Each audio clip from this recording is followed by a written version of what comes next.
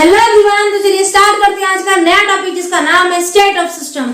State of system को start करने से सबसे पहले हम लास्ट वीडियो को रिवाइज कर लेते हैं। तो लास्ट वीडियो में हमने क्या देखा था? अभी थर्मोडायनेमिक्स क्या होता है, सिस्टम क्या होता है, सराउंडिंग क्या होता है, सिस्टम कितने टाइप्स का होता है, ओपन सिस्टम था, क्लोज सिस्टम था, आइसोलेटेड सिस्टम था।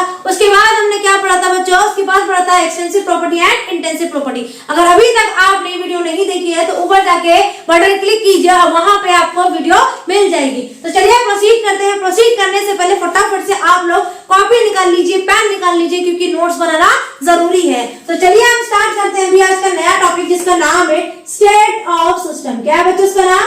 State of system. भाई देखिए, अगर इसको हम जाने तो एक आसान भाषा में स्टेट ऑफ सिस्टम का मतलब होता है द कंडीशन ऑफ सिस्टम। मतलब सिस्टम की क्या कंडीशन है वही क्या कहलाएगी? आपकी स्टेट ऑफ सिस्टम। क्या बोला बच्चों यहाँ पे? The condition of system is called state of system. जैसे मान लीजिए हमारे पास एक बीकर था। क्या था बच्चों यहाँ पे? बीकर। अब इस बीकर के अंदर हमने क्या करा था भाई?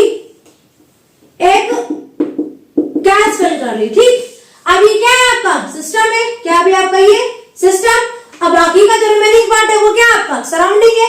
अब होगा क्या कि ये जो गैस है आपकी, कौन अभी आपकी गैस, तो ये गैस क्या होगी? एट सर्टेन टेम्परेचर इस गैस का कुछ ना कुछ प्रेशर रहेगा और साथ में इसके जो नंबर ऑफ मोल्स है वो कितने हैं? n है। अगर मैंने टेम्परेचर चेंज कर दिया, क्या कर दिया मैंने?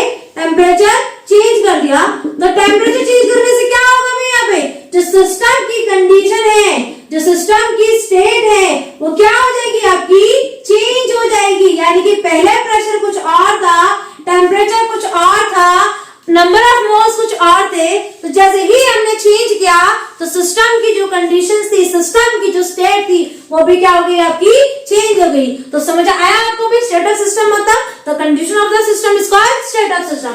अब देखिए, किसी भी सिस्टम की कंडीशन बताने के लिए ना कुछ टर्म्स होते हैं, कुछ पैरामीटर्स होते हैं जो कि एक्चुअल में बताते हैं कि सिस्टम किस कंडीशन में है, उसकी क्या हालत है। इस चीज के बारे में बताया तो क्या बोलते हैं उसको भाई?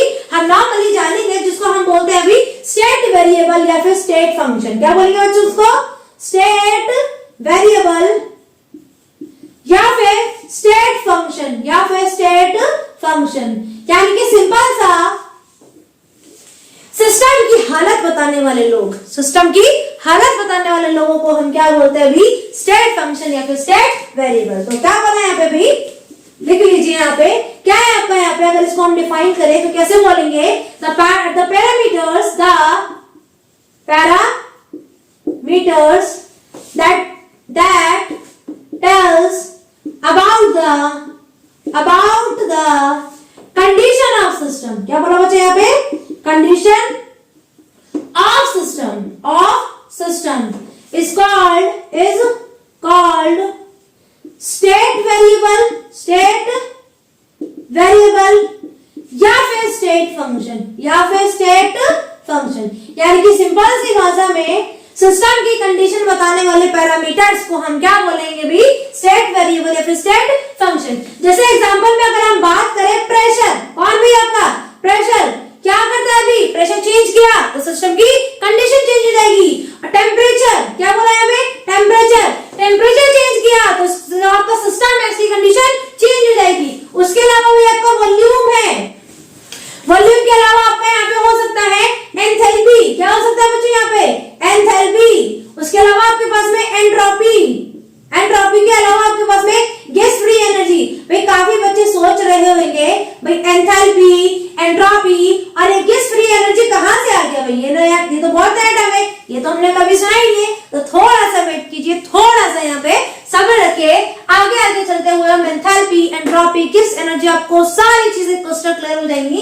तो देखिए जैसे मैंने क्या बोला आपको, स्टेट वेरिएबल या फिर स्टेट फंक्शन, तो वो टर्म्स होते हैं, वो पैरामीटर्स होते हैं जो कि क्या करते हैं अभी? सिस्टम की कंडीशन के बारे में बताते हैं। तो जैसे कि क्या है अभी आपका प्रेशर है, तो प्रेशर नॉर्मली हम क्या करते हैं अभी? क्या देखते हैं? Initial pressure and final pressure. तो हम नॉर्मली क्या देख रहे हैं यहाँ पे कि यहाँ पे चाहे आपका प्रेशर हो तो चेंज इन प्रेशर क्या होगा?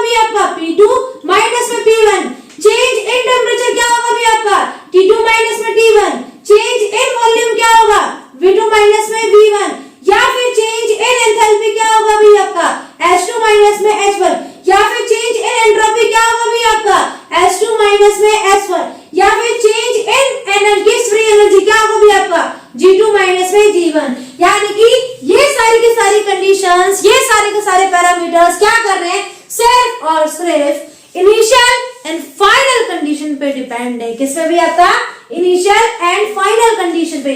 यानी कि आपके जो ये स्टेट फंक्शंस होते हैं, कौन होते हैं बच्चों, आपके स्टेट फंक्शन होते हैं, ये सिर्फ और सिर्फ किस पर डिपेंड करते हैं, they only depend on, they only depends on initial and final state of system, state या फिर condition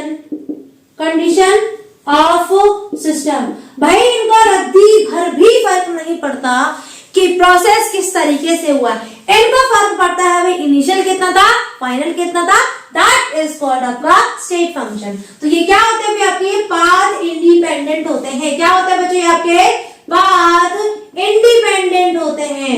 पाथ इंडिपेंडेंट का मतलब सिंपल सा क्या हुआ भी आपका, कि ये आपके पाथ के ऊपर डिपेंड नहीं करते।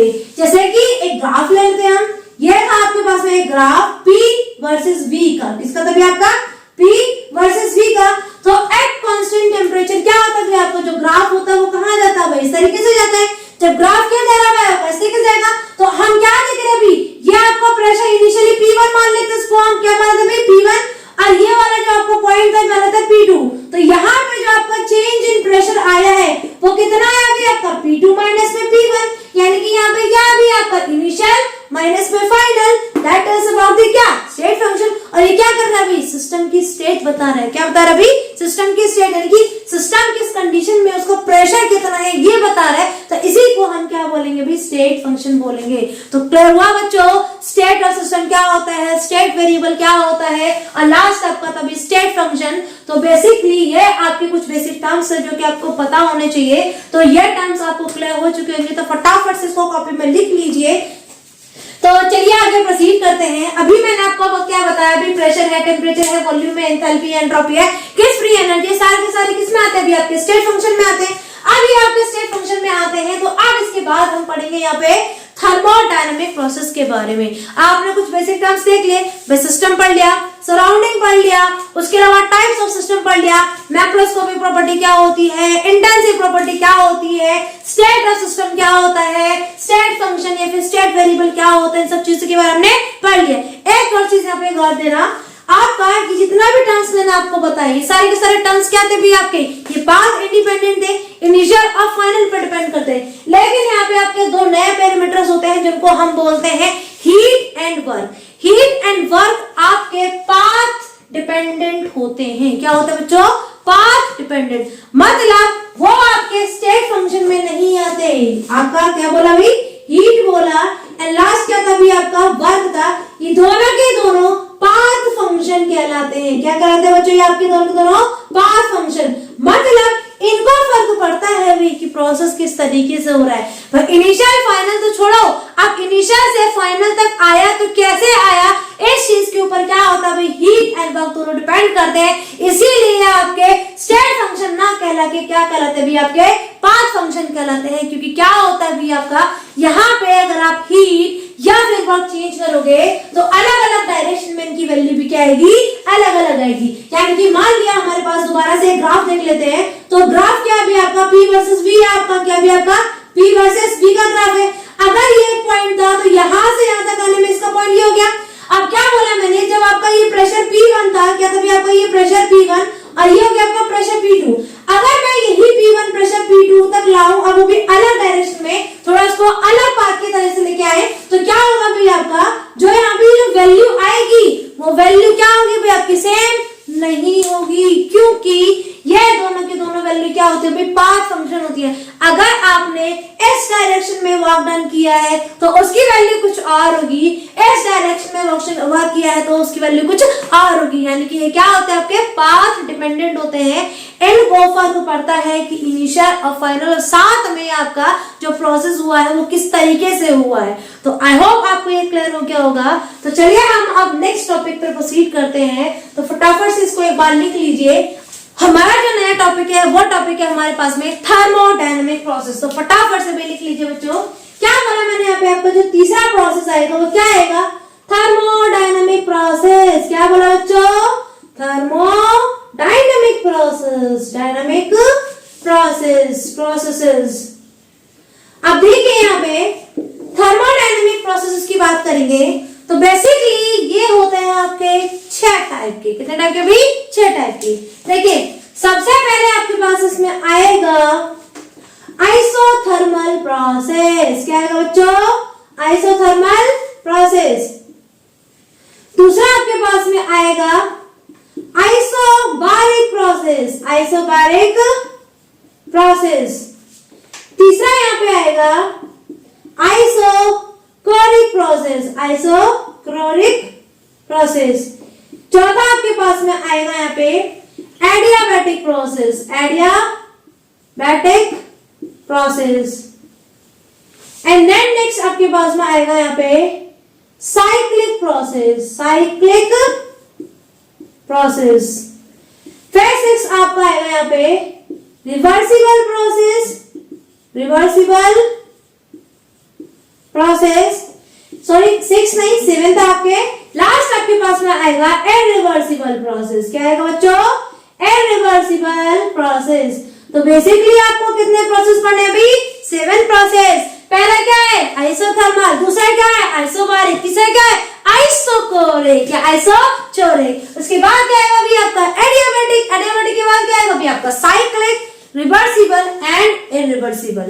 बेसिकली ये आपके आइसोथर्मल प्रोसेस होते हैं। तो वन बाय वन हम इनको पढ़ेंगे। तो चलिए स्टार्ट करते हैं हम पहला प्रोसेस जिसका नाम है भाई आइसोथर्मल। क्या नाम है इसका, आइसोथर्मल।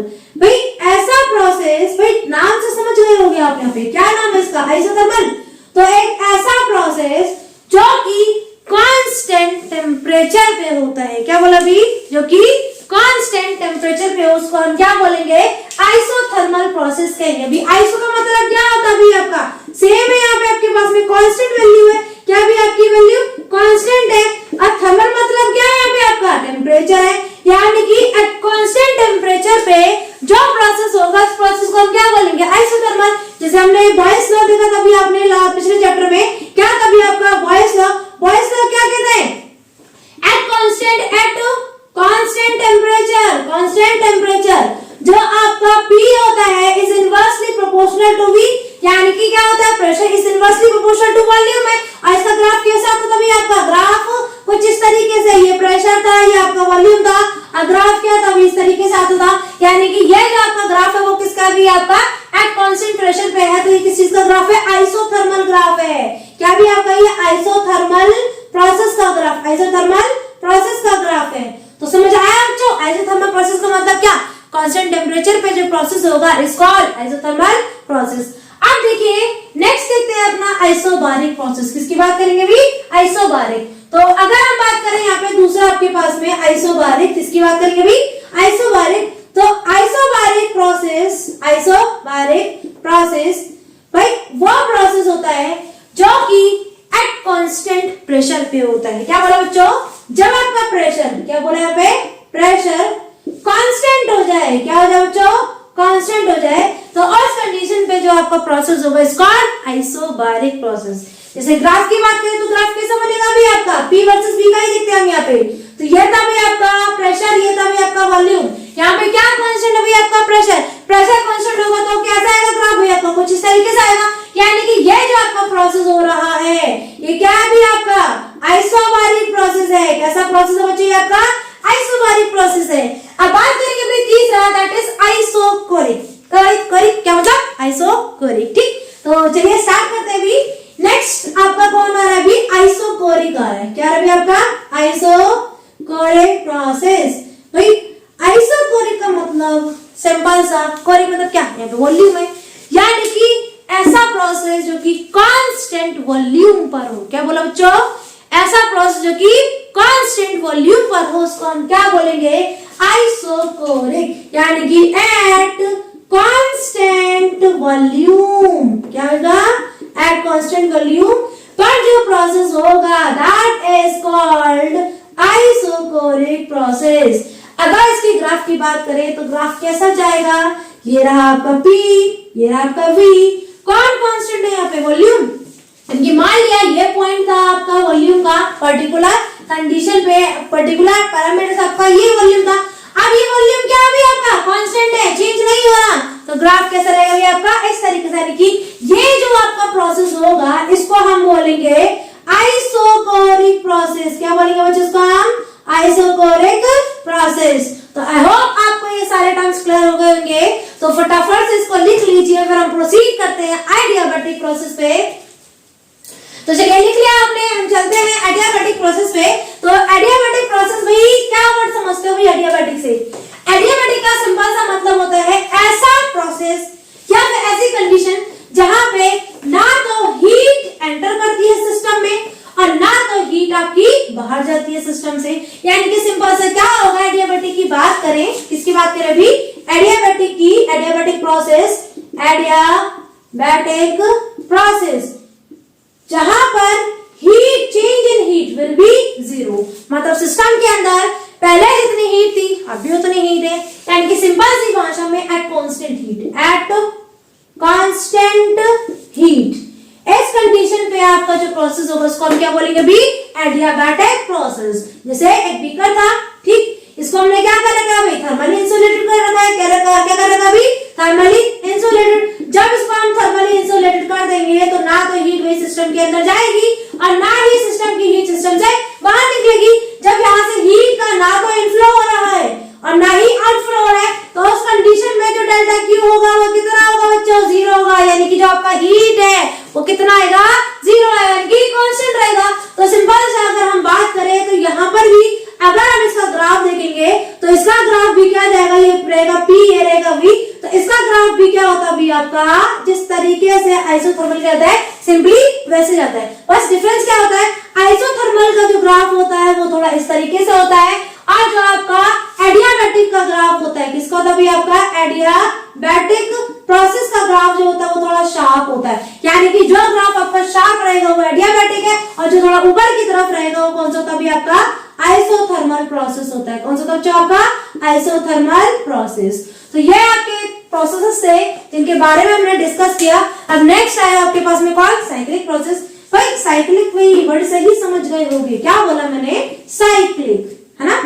अब साइक्लिक का मतलब क्या है? प्रोसेस घूम फिर के क्या आएगा आपका? वहीं पर ही आ जाएगा। यानी कि इनिशियली आपका प्रोसेस जहां से स्टार्ट हुआ था फाइनली प्रोसेस वहां पे प्रोसीड कर जाएगा। तो जहां से स्टार्ट हुआ वही खत्म हो रहा है, तो सिंपल से क्या यहाँ पे आपका जितना भी कंडीशन रहेगा वो क्या रहेगा? जीरो। यानी कि इन साइक्लिक प्रोसेस सिंपल से आपको जो ग्राफ देखा, ये प्रेशर हो गया, ये वॉल्यूम हो गया, तो आपका ये पॉइंट था, इस पॉइंट से हमने क्या करा? अभी अपना काम करना स्टार्ट किया, अपना प्रोसेस करना स्टार्ट किया। अब वापस से हम क्या हो गए? उसी पॉइंट पर आ गए, यानी कि हम घूम फिर के जहां से स्टार्ट किया हम वहीं पहुंच गए। तो यहाँ पे आपकी जितनी भी कंडीशंस रहेंगी वो क्या रहेंगी? जीरो। चेंज इन टेम्परेचर भी जीरो होगा, चेंज इन प्रेशर भी जीरो होगा और चेंज इन वॉल्यूम भी जीरो होगा। लेकिन change in heat and change in work done will not equal to zero, will not equal to zero। क्यों? क्योंकि यहाँ पे आपका हीट और वर्क डन अभी बताया था ये क्या होते हैं भाई? ये पाथ डिपेंडेंट होते हैं। कैसे होते हैं बच्चों आपके? ये पाथ डिपेंडेंट, यानी कि यहाँ पर हीट और वर्क डन कुछ ना कुछ होगा लेकिन जीरो नहीं होगा, क्योंकि पाथ के ऊपर डिपेंड करते हैं। और बाकी के जो आपके टर्म्स होते हैं वो क्या होते हैं? स्टेट फंक्शन होते हैं और ये क्या होते हैं? आपके पाथ फंक्शंस होते हैं। तो इसीलिए हीट और वर्क डन जीरो नहीं होगा, लेकिन बाकी टर्म्स के जीरो होंगे। तो क्लियर हो गई आपको ये चीज। अब उसके बाद हम बात करेंगे फिर रिवर्सिबल और इरिवर्सिबल। फटाफट से इसको लिख लीजिए। तो चलिए स्टार्ट करते हैं अभी रिवर्सिबल एंड इरिवर्सिबल। क्या बोला बच्चों यहाँ पे? Reversible process and irreversible process, irreversible process. भाई देखिए बच्चों, नाम से पता चल रहा है रिवर्सिबल प्रोसेस ऐसे प्रोसेस जो कि किसी भी स्टेज पर रिवर्स हो सकते हैं। यानी कि the process which can reverse at any stage is called reversible process। Simple सी बात भाई क्या है भाई? रिवर्सिबल प्रोसेस वही तो रहेंगे ना जो कि रिवर्स हो सकते हैं किसी भी स्टेज पे। आप किसी भी पॉइंट पे चाहो तो उनको आप क्या कर सकते हो, रिवर्स कर सकते हो, वापस से वो चीज आप फॉर्म कर सकते हो, तो उसको हम क्या बोलेंगे, रिवर्सिबल प्रोसेस। लेकिन अगर इरिवर्सिबल प्रोसेस की बात करें तो ये वो प्रोसेस होते हैं जो कि किसी भी स्टेज पे वापस रिवर्स नहीं हो सकते, यानी कि द प्रोसेस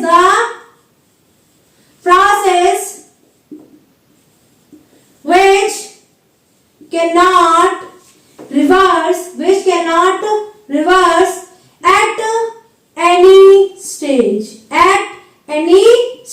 तो उनको हम क्या बोलेंगे भाई, इरिवर्सिबल प्रोसेस। चलिए इसको और आसान भाषा में समझाती हूँ। तो क्या करना है भी आपको, सपोज आपको एक बीकर लेना है, ठीक है, ये बीकर था, इस बीकर के अंदर हमने क्या करा भी, गैस फिल कर रखी है और उसके ऊपर हमने क्या लगा दिया भी, एक पिस्टन ऐड कर दिया, ठीक है, पिस्टन ऊपर से लगा दिया है, इसके अंदर क्या अभी गैस है। अब क्या होगा अगर मैंने इसके ऊपर क्या कर दिया अभी, छोटे छोटे क्यूब्स रख दिए, ठीक, प्रेशर एग्जर्ट करने के लिए यहाँ पे। तो अब इनिशियली क्या हो रहा है अभी, एक्सटर्नल प्रेशर लग रहा है बाहर से कुछ ना कुछ, और साथ में जो गैस है वो भी क्या कर रही है, कुछ ना कुछ प्रेशर एग्जर्ट कर रही है, यानी कि ऊपर से और नीचे से क्या हो रहा है अभी, प्रेशर लग रहा है। अब ये कंडीशन कौन सी कंडीशन अभी, इक्विलिब्रियम कंडीशन है, कौन सी भी आपकी, इक्विलिब्रियम कंडीशन, यानी कि external pressure P external and P internal दोनों की वैल्यू क्या है यहाँ पे, क्या बोला यहाँ पे, P external is equal to P internal है, दोनों की कंडीशन बराबर है, तो क्या हो जाएगा आपका इक्विलिब्रियम है। लेकिन मैंने क्या कर दिया, यहाँ से ये हटाना स्टार्ट कर दिया, यानी कि जैसे ही मैंने इसको हटाया तो क्या होगा अभी, प्रोसेस होगा। अब जब ये प्रोसेस होगा तो क्या होगा भाई, यहाँ पे ये जो गैस है एक्सपेंड होना स्टार्ट हो जाएगी, क्या हो जाएगी बच्चों, ये गैस आपकी एक्सपेंड होना स्टार्ट हो जाएगी। तो चलो मान लिया आपकी जो गैस थी वो क्या हो गई, आपकी थोड़ी सी एक्सपेंड हो गई। जब ये गैस एक्सपेंड होगी तो क्या होगा इनिशियली आपके पास में कि गैस एक्सपेंड होते ही यहाँ पे जो प्रोसेस है वो क्या करेगा, आपको प्रोसीड करना स्टार्ट कर देगा, यानी कि अब क्या होगा यहाँ पे आपका एक तरीके से ये जो प्रोसेस है वो क्या करेगा, खुद को शिफ्ट करना स्टार्ट करेगा। अब जैसे ही हटा यहाँ से तो यहाँ पर क्या होगा, एक्सटर्नल प्रेशर बढ़ेगा, इंटरनल प्रेशर बढ़ेगा, तो ये ऊपर की तरफ जाएगा तो क्या करेगा, खुद को शिफ्ट कर लेगा।